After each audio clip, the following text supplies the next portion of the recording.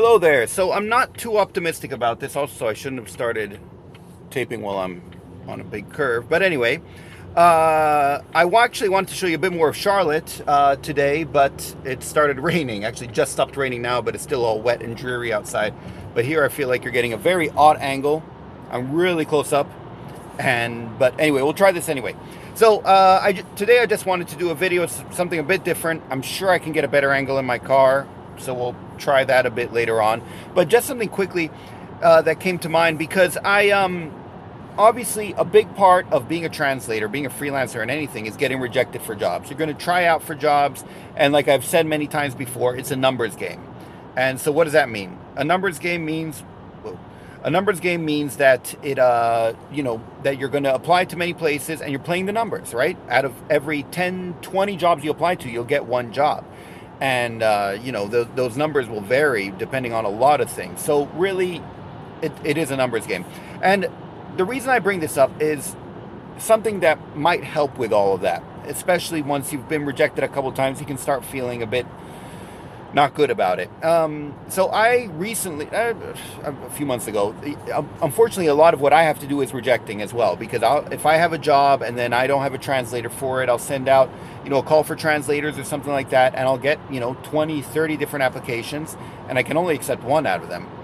And so I just got an email from someone who wasn't accepted, and said, no problem.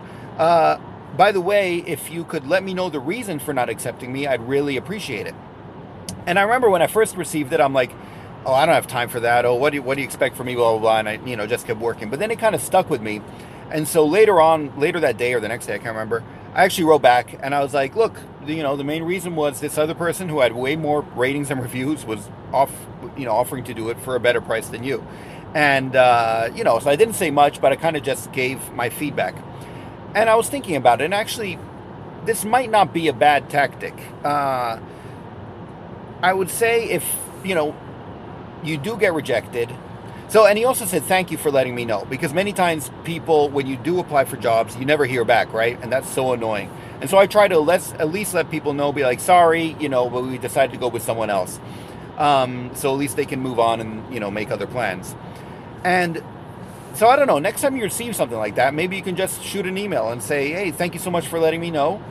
By the way, it would be really helpful to me if you could just let me know why I was accepted. Basically what this guy wrote. And, it was nice. He was thanking me for letting him know and said, this could help me out. And, don't feel any obligation. Don't feel mad that they didn't accept you or anything like that. Don't give a sense that you're going to try to talk back or try to give reasons why they should hire you anyway. No, you just want it for your personal knowledge for the future. And he said for the future. This will be helpful for the future. Anyway, so thinking about it, and I don't know, at the beginning when I first read it, it kind of struck me as, I don't have time for this. So I was trying to think of a way to get rid of that. You could say, oh, feel free to respond or not, or, you don't have to respond, but I'll really appreciate it if you let me know, since it'll help me in the future, something like that.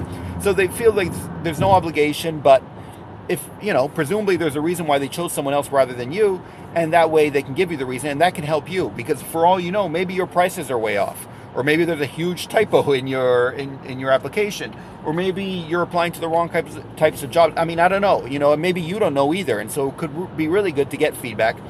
And so it might not hurt to ask for these.